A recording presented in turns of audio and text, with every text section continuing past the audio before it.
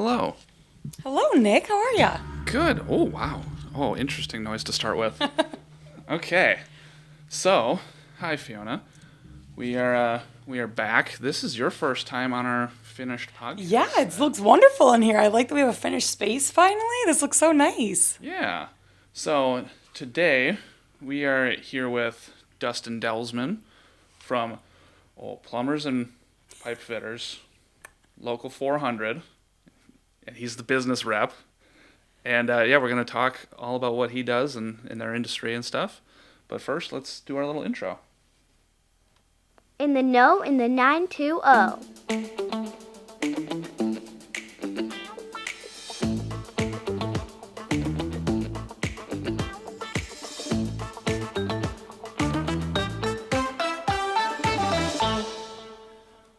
Woo. All right, so Dustin, thank you for joining us. Well, thank you, Nick and Fiona, for having me. It's a pleasure to be here today, and looking forward to our conversation. There you go. Yeah, it's great to have you. So, yeah, I guess let's start with the very basics. So, let's start with what you guys actually do. Yeah, great question, Nick. So at Plumber Steam Fitters Local 400, we got a couple different things going on. So first of all, just to kind of frame the picture for everyone, we cover 18 counties in northeast Wisconsin. So from the UP border all the way up in Marinette County, down the lakeshore to Sheboygan County, and then we go from Sheboygan County all the way to the west to Wisconsin Dells. If you know where Wisconsin Dells is, kind of draw a diagonal line back up to Marinette. So if you think of those 18 counties here in northeast Wisconsin is literally 25% of the state. That's where all of our contractors and members, for the most part, on a day-to-day basis, are not only living but working as well. So in all the various communities across northeast Wisconsin. So that gives you a picture of kind of the territory or jurisdiction that we're working in. And we have over 2,500 members. They're plumbers, they're pipe fitters, they're HVAC service technicians, they're welding fabricators. We also serve and have served. We have those in different apprenticeship programs. We offer training, certifications, and education to those members, as well as a wage and benefit package. Those are just some of the few items off the top that we're providing those members across those 18 counties. Local 400, however, we do not employ our members. So we provide them the training, the education, the certifications, the wage and benefit package, but we work with over 90 different employers in the mechanical industry. So could be heating, could be cooling, could be welding and fabrication. So it's those employers that we have partnerships with. So they're on their payroll day in and day out, and they're at their disposal to work at XYZ fab shop or ABC construction job site, wherever that project may be being built or remodeled. That's where our membership is actually going to work day in and day out. So yes, they're a member of Local 400. They're a union plumber, pipe fitter, service tech, or fabricator, but they're employed by and on the payroll of, again, XYZ mechanical contractor, working at their disposal day in and day out. So I'll maybe stop there, do a little timeout, see if you guys maybe have a question as a follow-up, but that just trying to paint the picture of kind of who we are and how we operate a little bit. Yeah. Okay. Yeah, so it seems like you have a huge range within the state of Wisconsin. So if somebody is looking to become a plumber, are they all coming to congregate into one place for training? Do you have trainings all across the state? How does that typically go before you kind of send them off into the workforce? Yeah, that's a great question, Fiona. So they come to us, as you can imagine, in different makes, shapes, forms, ages, gender, etc. Back to your question, though, we are headquartered in Kaukauna. Okay. So even though we cover 18 counties, we have one facility, one building. We had it built for ourselves about 24, 25 years ago. Okay. It's basically a Local 400 technical college. Oh. It's over 60,000 square feet. It has hands-on labs for soldering and brazing, welding, metal fabrication, and it also has approximately 9 or 10 classrooms, and that's where they get their classroom training. They being the student, the apprentice. Journeymen can continue to take classes once they turn out of their apprenticeship, and I'm sure we'll talk more in depth on the apprenticeship here in a few minutes, but that gives you kind of a picture that once they get into Local 400, they become a member, they're employed by one of our contractors. Yes, they're coming to Kaukauna to receive all of that training. And so, yeah, if they're living close to Wisconsin Dells, Sheboygan, or Marinette, that's going to be a little longer trek for that individual. But at the end of the day, we can't control where they live any more than they can control where our training facility is. That's something they know ahead of time before they quote unquote sign up. Right. Sure. And are these classes like every day, and how long of a time frame are they? Are they, because you said kind of like a technical college, are you there for a couple months? Is it a full, September to May? Like, what is your time frame typically look for that? Yeah, another great question. So let's just talk about a little bit the apprenticeship program in and of itself, right? It's a state of Wisconsin Department of Workforce Development governed or sanctioned apprenticeship program. So how I'm about to answer that question, we Local 400, we're not just pulling these numbers and hours out of thin air, right? Okay. It's through the DWD, state of Wisconsin. So let's talk about any one of the apprenticeship programs. There's three main components to them, one of them being they're 5 years in length. Regardless of which avenue you pick, you're signing up for a 5-year commitment. And when I say signing up, it's the contractor, it's Local 400, and it's that candidate or that apprentice. They know it's going to be 5 years in length. And so back to the components, one of the components is there needs to be 8,000 hours of work hours logged over those 5 years. Okay. So that apprentice is logging those hours, those work hours on the job once per month. And they're not logging them to get paid, they're logging them to count towards their apprenticeship. Their employer knows what they're working and not working, so they take care of the contractor takes care of the payroll piece in and of itself. But over 5 years, 8,000 work hours is one of the requirements to graduate out of an apprenticeship. Fiona, back to your question about the training. So another component is what we call the day school component. So how does that relate to a technical college? Well, over 8 semesters, so 4 in the fall, 4 in the spring, so over 4 years, they're going to come to Kaukauna 1 8-hour day every other week across those 8 semesters. So essentially, on average, twice per month, they're in Kaukauna for 8 hours of classroom only training, and that's where they're getting the basics, the theory, and the fundamentals of whatever trade or career path they're in. Okay. While they're there for those 8 hours, they, being the apprentice, they're getting paid their same wage and benefit package to be at our training facility for those 8 hours, just like they would be if they were in a shop welding and fabricating, or maybe they're out on a construction job site installing plumbing or heating and ventilating equipment. Whatever that wage and benefit package is at that time, when they're in day school, they get paid that same rate of pay. At the same time, that it is, Nick, and at the same time, they, the apprentice, they're not having to pay for that training. Their employer is picking up the tab for the books, the papers, the materials, the cost of the instructors that are training them for that day school portion. So that's part of the responsibility of the employer, is not only to employ them out in the field and on job sites and in shops, but it's also to pick up the tab for the training. And so it's very specific training, what they're learning in that day school piece. And so that was the second component of the apprenticeship. Third and kind of final component is what we call night school training. It's an elective piece of training that apprentice, again, they know they have to fulfill it, but over 5 years, it's approximately, depending on the trade, here's where there's a variance, it might be 330 or 350 hours of what we call night school training.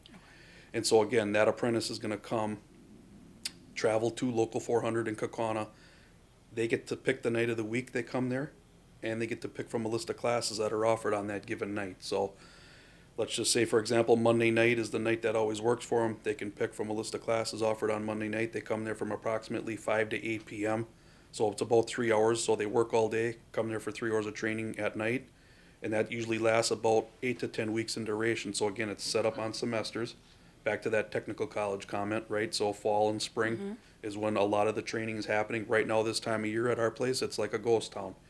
All of our apprentices are out for summer. They're out working all day, every day, back until we get about maybe a week or so in front of Labor Day. So, hopefully that some of those dots connect on that training piece as far as, how the apprenticeship program works and the training that apprentice or student is essentially signing up for when they accept that apprenticeship. So I have a little question. I'm sorry, I don't know a ton about, this sort of industry. But like when I went to school, I went to college, you're at college, and then once you're done with college, you then start your job. So it seems like through this type of learning, you're working while also taking the classes. So what are they not learning on the job that they're now learning in the classroom? You know what I mean? That's just the interesting piece to me, is that they're working and they're doing jobs on a site, but yet they haven't been taught everything. So or are they learning more specifics in the classroom and more general on the site, or what's the difference of what they learn from the site versus the classroom? That is a fantastic question. So think of it this way: their classroom training, again, it's getting them the basics and the theory and the fundamentals of whatever trade career path they're in. So that it's the out of the book knowledge, if you will. Sure. That's what that in classroom training is getting them.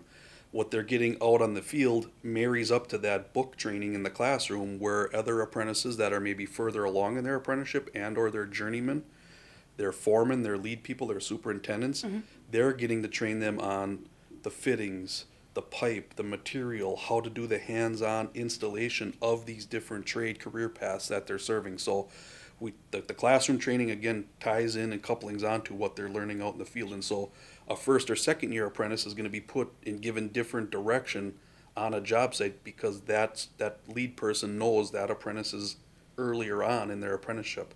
They're not going to know what a fourth or fifth year apprentice knows, simply because they haven't had that extra classroom training. And so maybe a first or second year apprentice, we try maybe always partner them up with a journeyman. Yeah. And maybe that fourth or fifth year apprentice could be working alone or with another apprentice. Some of our fifth year apprentices are really good. They're some of the best in their class. They, as a fifth year apprentice, might be working by themselves a day here or a week there. And so it really depends on where they're at throughout their flow chart of their apprenticeship, as far as who they're getting partnered up with and the type of work that they're getting assigned to, if that makes Gotcha. sense. So the farther you are in the schooling, the more opportunity you're going to have on the actual site, and more trust, and maybe larger projects or more in-depth projects that a first year won't be doing. That's exactly correct. Yes, okay. Yep. So, safety is, like everywhere, safety is paramount, right? Safety first and always. So it's how do we oversee and shadow and keep a real close eye on, say, those first and second year apprentices. I don't want to pick on them, but again, they're somewhat new to the trade in the industry, and so they need a little extra, I'll call it, protection until they get third, fourth, fifth year, where they've been around a little bit, they worked with different people, maybe they worked on some different job sites, and again, you get into that end of that third year, fourth and fifth year, now they've got some of that first aid CPR training done at Local 400. They have some of that OSHA, those OSHA standards training done in those first 2.5, 3 years. And so again, it just depends on where that individual's at throughout both their training career and their on-the-job working career.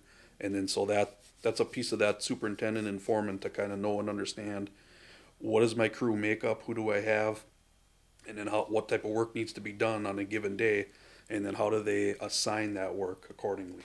So Wow. That makes sense. Yeah, it makes a ton of sense. Yeah, my dad was a union sheet metal worker, and I remember he had a lot of constant trainings and updates, and just getting recertified on different stuff, and yeah, he'd go back for the first aid trainings and breathing respirators and all that. Safe kind as of stuff. possible. yeah, you bring up another good point, and so it doesn't all end at the end of somebody's apprenticeship, right? The second we think we know everything, we've been taught everything, we're dead in the water. So it's what we call continuing education, whether it's maybe I'm going to use our plumbers for example. So when they turn out of their apprenticeship as a plumber, they get a state of Wisconsin license, just like an electrician or a doctor, etc. They get a license from DSPS, state of Wisconsin, and so they have continuing education credits that they have to keep up and maintain throughout their working career. So again, graduating out of your apprenticeship is great. It's wonderful. That's the goal. But the training and education and certifications can't stop there. And that's one thing that we're always trying to get through to, especially our apprentices, right? The more certifications you can get, it's going to make you safer, more efficient, and quite frankly, more employable at the end of the day to our contractors, right? If you have oodles of welding certs or backflow prevention or safety, the list really does go on. Some of those classes are required throughout their apprenticeship, but not all of them. And so we're constantly reminding them, hey, the training and the education doesn't stop here. As a member of Local 400, back to the training facility, we actually, each and every member owns a part of that building, right? So that's just how it works at Local 400. Being a Local 400 member, we're all we all own 1/2500th of that facility. So Yeah. the short message is continue to use the facility that you're paying for. Sure, yeah. Right? Whether it's welding or soldering and brazing, whatever you want to stay good at or hone your skills, use the facility. We have full-time instructors, we have part-time instructors. And so can we cater to every single member exactly when they're available to take a class? No, but we do our best to schedule those classes that's going to benefit the most.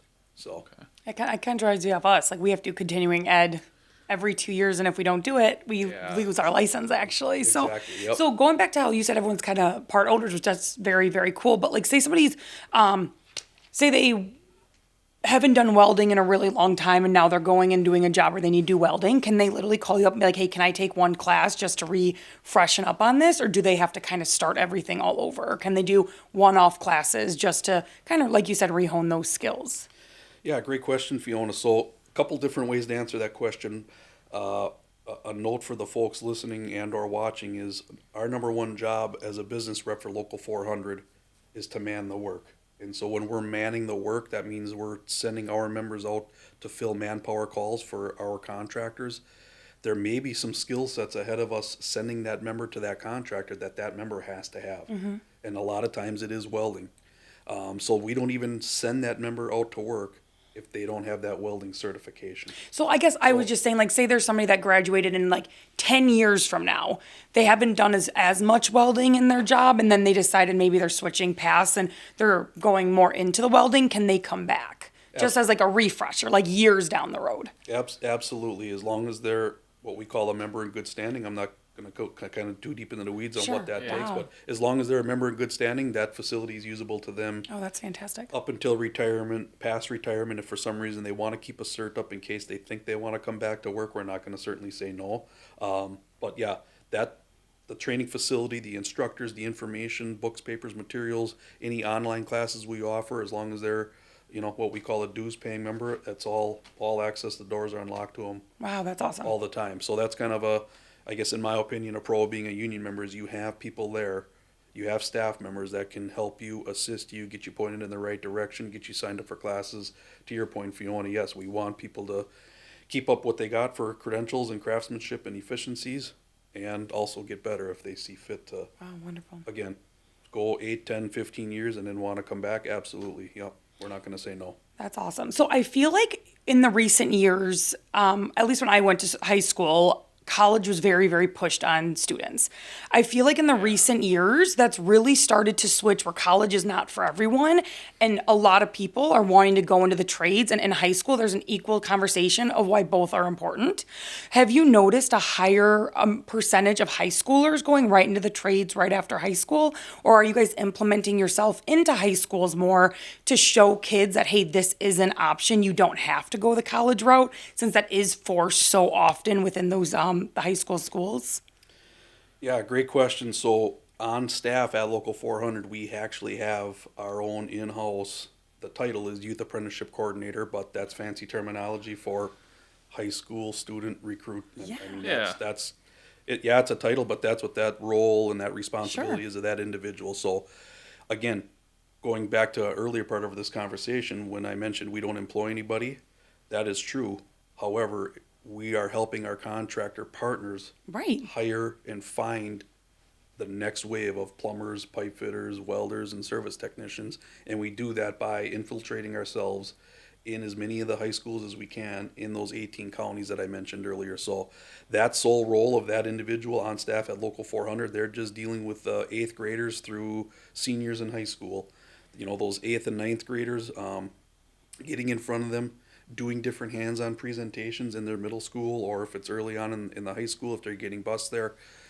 We're finding that these students really like the hands-on at that age. We're just introducing them to pipe. Maybe it's PVC or whatever. They get to fit it up with a pair of gloves on and safety glasses. They love that type of thing. Yeah.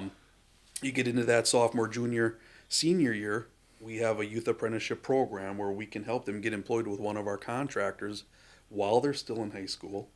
We make them a member of Local 400, so they're employed, and when they're employed, they're working, they're gaining some knowledge about our trade and our industry, again, while they're still in high school. when we make them a member, that then opens up the doors to our training facility for that sophomore, junior, or senior to start taking classes at our facility at no cost to them. Wow. So they can get a jump start on what we call a 5-year registered apprenticeship post high school. But a point to note with that is the pinnacle or the number one goal there yet is still that high school diploma Right, sure. for that student. So Yeah. just to be clear, we want to help them get in, if they're interested, help them get employed. They can start doing some training with us. But hey, you know, your high school day school still comes first, getting that Right. high school diploma. And so back to your question, Fiona, I would say it's a long ship that's taking a little while to turn. But yes, we are seeing more and more students in high school wanting some sort of career, be it hands-on, construction. You know, we're part of the building trades, but whether it's carpentry, operating engineers, et cetera, electricians, et cetera, we're seeing more and more high schools being open to bringing some of those technical education programs back to their high school. Yeah. And it's not just those tech ed classes. What we're also trying to do is highlight how important even the math classes are Oh, for sure. those high school seniors, right? Like, hey, regardless of which career path you take, math is still important, whether it's geometry, trig, the list goes on. You know, do your best to pay attention even in those math classes, because again, regardless of which path you go down for your career, it's going to be important. And so that's how important our membership is seen. You know, finding that next wave of members for Local 400 and employees for our contractor is staying in front of those high school students kind of on a year-round basis as much as possible. Yeah, I think that's really important because my nephew, for example, he will just be done with his freshman year, and he's in like a shop class right now, and he just finished a project where he had to basically, it almost looks like a shower walk-in, but it's not a shower, and he had to tile on the floor, do a shower tile, do like plumbing as if it was a shower, do dry. So he's getting to do all these things that will actually translate. Like his dad just did a project on his, you know what I mean? So it's like they're doing these hands-on things that my school didn't have, where it's like you get to see that like some kids learn better and want to do things with their hands. They don't want to just sit in an office. So I think, and he's loved that class. So I think it is super important, and he's gotten to learn some like actual real life things that could help with future home ownership and things. It's pretty crazy and pretty cool what some of these classrooms are doing. So with these internships with these companies, are these summer or like these jobs, are they during the summer for the students? Are they expected to work while also going to school during the school year? Or is it mostly tailored to the summer where they're working on these jobs? Yeah, another great question, Fiona. So believe it or not, with each of these, well, let's call them a youth apprentice, that's what they are. They're still in high school, but they're going to be employed with one of our contractors. It really is a dance with each one of these students. And Sure. what I mean by that is the contractor needs to be able to provide some work for the student Sure, yeah. on the student's schedule. So one student might be available from say 7 to 10 a.m. in the morning. A different youth apprentice that they're going to employ might only be available from 1 to 4 in the afternoon. Sure. And so when I say it's a dance with each individual, that's kind of what I'm getting at with that piece of it. So our contractors do the best they can to keep these students employed all year long. Wow. Right? So Yeah. is it easier in summer? Absolutely. Sure. Absolutely. It's a Yeah, lot with all the easier. sports are out and all the. Some of our not all, but a good portion of our contractors actually have some sort of shop and or tool room at their place of business. So even if they can't have them working, say on maybe some job site experience, maybe they can be helping out in that shop Sure. or tool room. Maybe it's cleaning tools or getting them separated onto different shelves when they come back from projects. And that again is still a benefit to that individual because they're getting to learn what are these tools, what are they used for, how are they used, and so they're getting pieces and parts of that education again while they're still in high school. And at Local 400, we see it as a win-win, whether that student graduates and remains a member of Local 400. They got a 40-plus year career in front of them. We got a 40-plus year member, and our contractor, most importantly, has a 40-plus year employee.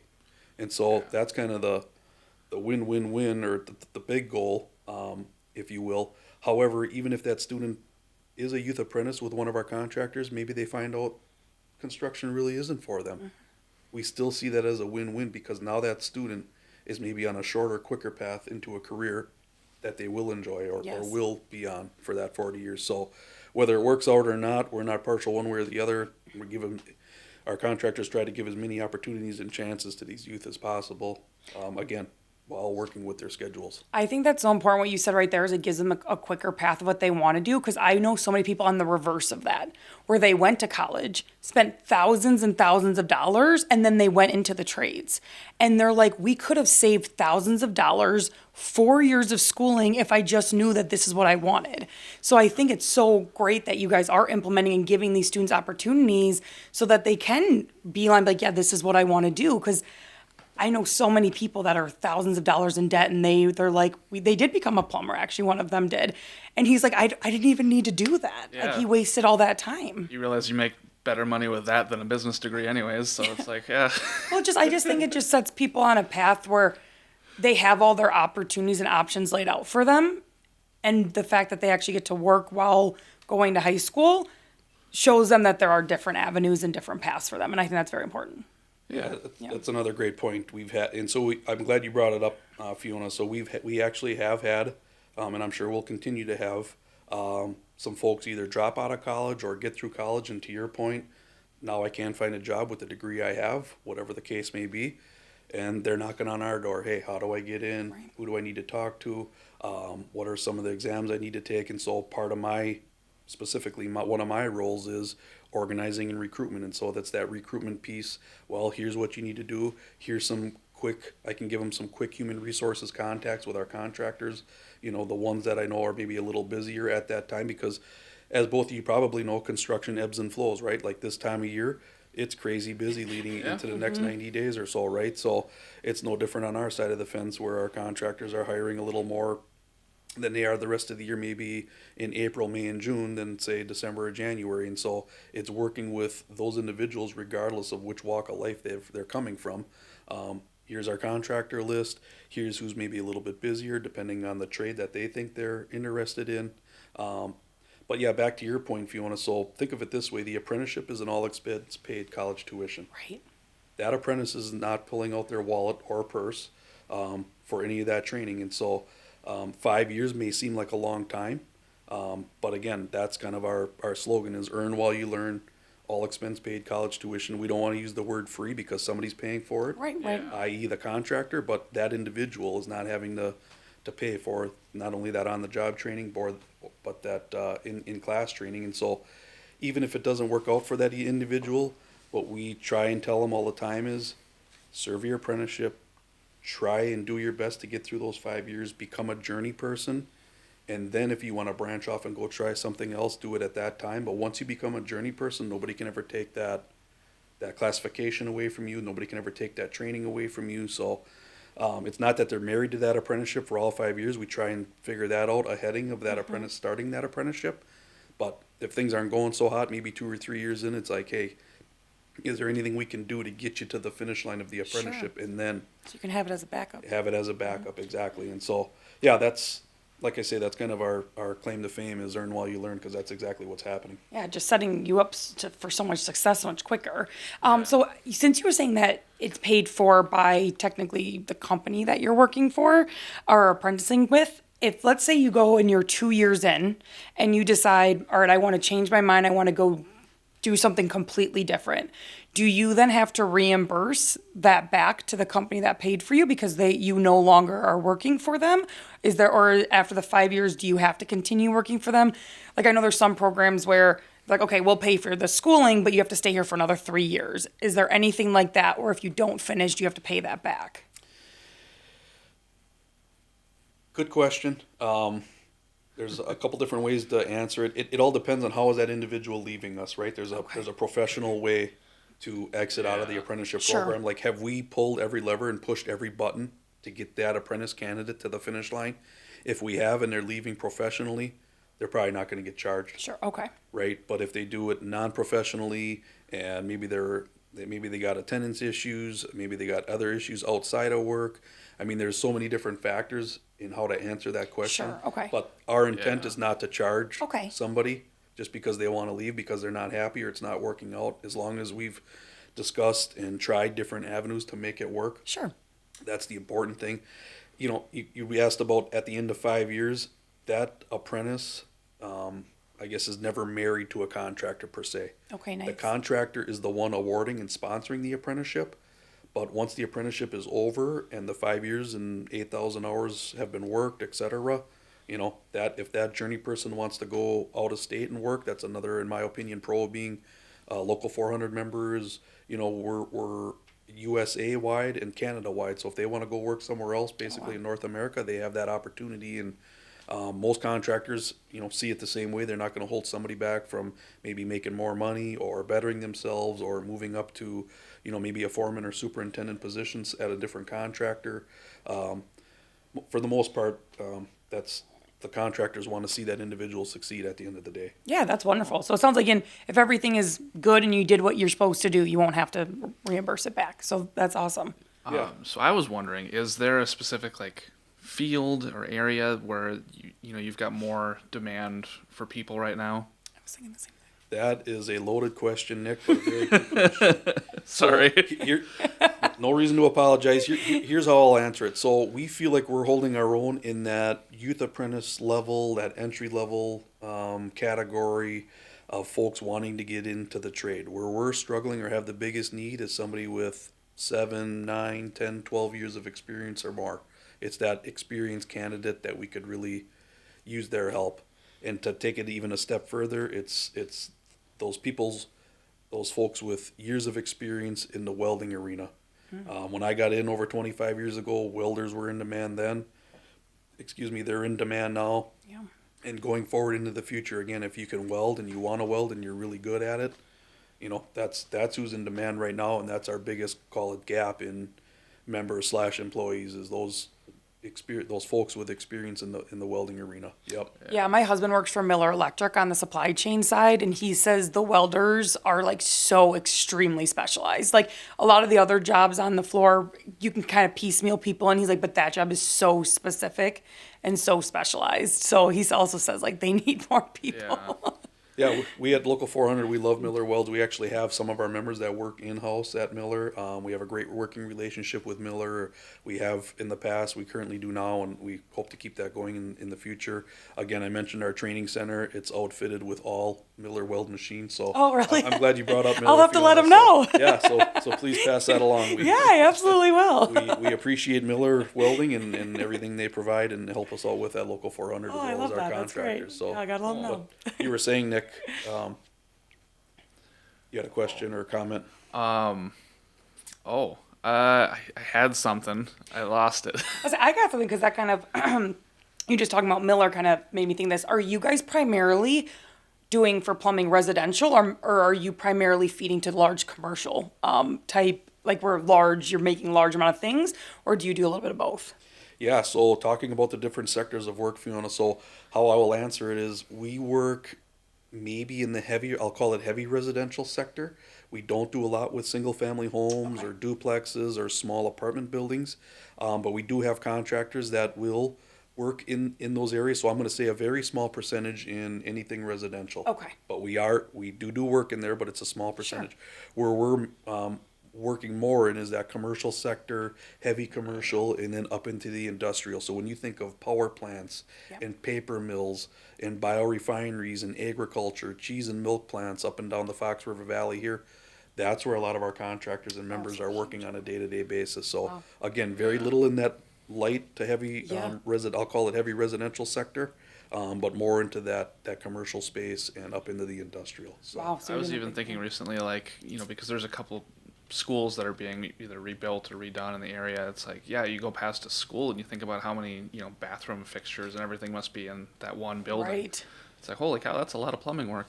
Yeah, that's you bring up a great point there, Nick, and I kind of left that out. But whether it's middle schools, high schools, colleges, technical colleges, you mentioned different sports teams. So whether it's the Timber Rattlers or the Green Bay Packers in Green Bay, the Herd down in Oshkosh, we're working in all of those different types of facilities. You mentioned the plumbers have the domestic water, they have the drain, waste, and vent, the toilets, sinks, hot water heaters, etc., everything that you think of in the plumbing sector. And then the steam fitters, they're doing the heating and the cooling. So they're doing the air handling units, the furnaces, the natural gas piping in all these different lines of work. And then our service technicians, how they come into play is when a project is being finished, being built, they're coming in to do the startup of all the HVAC and plumbing equipment. getting that equipment up online, bringing it up where it can be used, and then along its service life for that equipment, those service techs are maintaining it just like you would change the oil in your car. They're changing filters and belts and aligning shivs and motor shafts, etc. And then when they're not maintaining that equipment, they're fixing it. Maybe it malfunctioned or broke. So those service technicians on a day-to-day basis, they're troubleshooting and diagnosing that equipment, figuring out what's wrong, getting the new parts in, and making that repair as timely and safely and as efficiently as possible to bring that piece of equipment back up to life. So, but yeah, those are just a small snapshot of the different sectors of work that our members are working in on a day-to-day basis. Wow. Yeah, those are some pretty large scale projects there, that's for sure. It's more than what we see, at least. Yeah. So I guess if you have something that you could say to our viewers for somebody who's thinking about getting into this industry, what would you say to them, and why you think it would be potentially a good fit? Yeah, so if you're listening and or watching right now and you think you might have an interest in any part of the construction or the building trades industry, I'll just give you my personal perspective. It's given me everything that I have. I jumped into this career right out of high school. Literally 2 weeks out of high school, I started with one of our employers, and fast forward today, I'm again now one of the business reps of Local 400.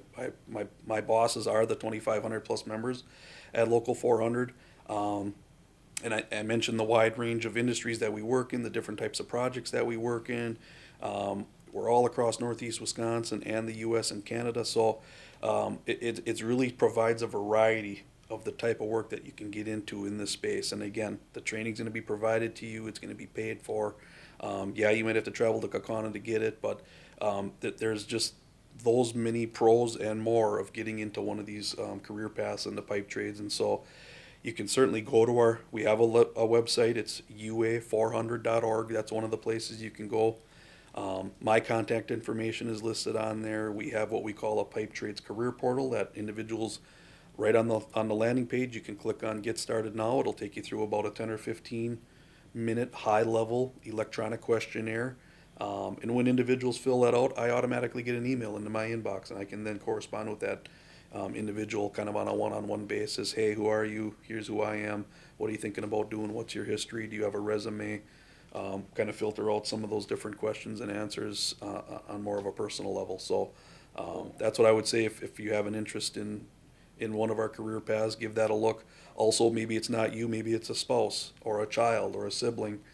Could be another family member, a neighbor, really anybody you know that's not in now or is not a member now that you think might be interested. Send them our way, and we'll certainly help them out any way that we can. Wonderful. Yeah, definitely if you're interested, take a look at their website. Nick, so he's got some opportunities, so do we. So what's some houses that we have out there that we're looking for those perfect buyers for? Oh, yeah. So we got a couple to talk about. Okay, so one it's been on the market for a little while now, but it's a cool house. It is 2,112 Wisconsin Avenue. I don't know why I read it that way. It's 2112 Wisconsin Ave in New Holstein. Listed for $189,900. It's a 4-bed, 2-bath with a 2-car garage, 1,652 square feet. The seller is actually right now putting on a brand new roof. He's redoing all the electrical. Ooh, wonderful. So new roof, new electrical. Yeah, I mean, it's a nice place. It's a cool location. But yeah, so people should check that out. We've also got 509 Royal St. Pat's in Wrightstown. I think we've mentioned this once before as well. 3 beds, 2.5 baths, 3-car garage, 1,800 square feet. It's a ranch. It is right by the Royal St. Pat's golf course. So another cool place. That one's listed for $469,900 currently. We have one that we just put up in this past week. N994 North Road in Hortonville. Fiona, you actually just did an open house. I did. There. That is a beautiful house. It is. It's on 5 acres. Yeah. The horses, the animals do not stay, but they've got really nice Yeah. areas for if you do have animals. Basement is fully stubbed to be finished. You could absolutely double the square footage if you wanted to. And there's a blueprint already for the basement. Yeah, the as well. finish work though is I actually got the phone number for the guy who did it, and he's gonna come and look at doing our kitchen because I like the Oh. finishes so much. Nice. I love that kitchen so much, and the flooring is similar in my house. love their kitchen. So I was like, oh, this would look perfect in my house. So I actually talked to him, and he's gonna come look at our house. Yeah. So, yeah. yeah, 900,000, 3 beds, 2.5 baths, 3-car garage, 3,200 square feet. Heated garage too, and a heated third garage. very deep third stall. Yeah. Yeah, enclosures for horses, goats. There's a chicken coop, all that fun stuff. There's a little creek that runs through the there is, back yeah. too, which is nice. That divides the land behind. So there's like it's not like you're probably gonna go fishing there, but there is a nice little creek back there too. Yeah, goes right up to it, so that's neat. We've also got 1732 Patriot Way in Neenah, so this is a new listing this week. $374,900, 3 beds, 2 baths, 2-car garage. This house is only about a year old. 1,500 square feet. It's a half-acre lot.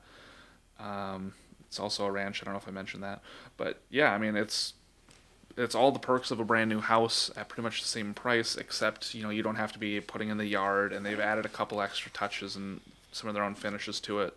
We're also doing an open house, that one, this weekend, Saturday from noon to 2.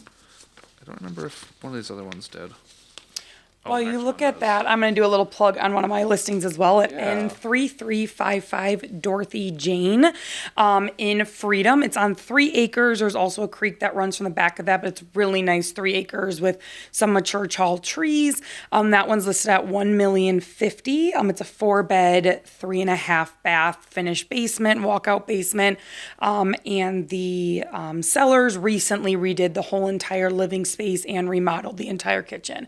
So that one's also for sale as well too. If anyone's interested in taking a look, you can reach out to me and we can schedule a showing. Yeah, that one had a lot of work done to it recently. Ton of work, yeah. And then the last one that I have for right now is another one that we just listed this week. E9615 Woods Edge Drive in Fremont. $799,900. It's a 6-bed, 3.5 bath, 3-car garage. There's going to be an open house at this one on Sunday from noon to 2 as well. It's a total of 3,300 square feet. It's on 2.5 acres, mostly wooded. It's very private. It's a beautiful looking house. Honestly, it's one of my favorites that we've ever sold because we've actually sold this house once before. The people haven't been there that long. They love the house, but they inherited some land, so they're moving. So yeah, it's a really cool place. Somebody please buy it. Take care of this beautiful house. And that is what I have for real estate. So Yeah, if somehow you have any free time this weekend other than looking at all of our houses. yeah, so let's jump into the weekend events. Let's see what's happening this weekend in the 920. So first off, and actually, that was the voice of Tori Davies. Today, while we're filming this, is her birthday. So happy birthday, Oh, happy Tori! birthday, Tori. Yeah, she is a big 10-year-old now. Wow, double digits. Yeah. All right. So, first thing that we have for this weekend is the Heritage Festival. Runs Friday through Sunday. Heritage Hill State Historical Park, 2640 South Webster Ave in Green Bay. Celebrate the diverse cultural groups represented in the park and throughout Green Bay, including their food, art, music, and dance. Ongoing activities, booths of cultural organizations with information and activities, food trucks around the park, interpreters in buildings, folk art demonstrations and artisans with items for sale, children's storytelling, and music and dance performances. So Friday, this runs from 2 to 8 p.m. Saturday, it runs from 9 a.m. to 4 p.m. And Sunday, it runs from noon to 4 p.m. And then there's a whole bunch of different prices and stuff for admission. I wasn't told how to find this, though. But I would think that you could look up the Green Bay Heritage Festival online. Fiona, do you want the next one? Sure. The downtown Appleton Farmers Market is back on, which I love the Farmers Market, and we will also be there. So come and visit us. We have a booth this year at the Farmers Market, so that's super exciting. It is Saturday from 8 a.m. to 12:30 in downtown Appleton, 100 West College Ave. Join us for the 2025 outdoor season of the downtown Appleton Farmers Market, presented by U.S. Venture. Visit 100 plus local vendors along College Ave, selling local grown products, handcraft items, baked goods, flour, hot food, all the different things. Talk to us about real estate. Each week we'll provide a list of vendors and which block they will be on. If you go visit their website, they will be able to see where vendors are and who's going to be there. Please note that the list will update on the Thursday or Friday prior to the farmers market on Saturday. Cool. Yeah, I think Justine and Kylie, and maybe somebody else are all doing this weekend. So Wonderful. So go visit them. See them. Then we have coffee and candle pouring. Saturday, 9:30 a.m. to 11 a.m. at the Plaza and Globe Coffee, 229 West Wisconsin Ave, Neenah. Join us for a relaxing morning of coffee and candle making at the Plaza and Globe Coffee with Lumiere de Bougie. Your ticket includes a custom crafted candle that you will create with Lumiere de Bougie's guided stations.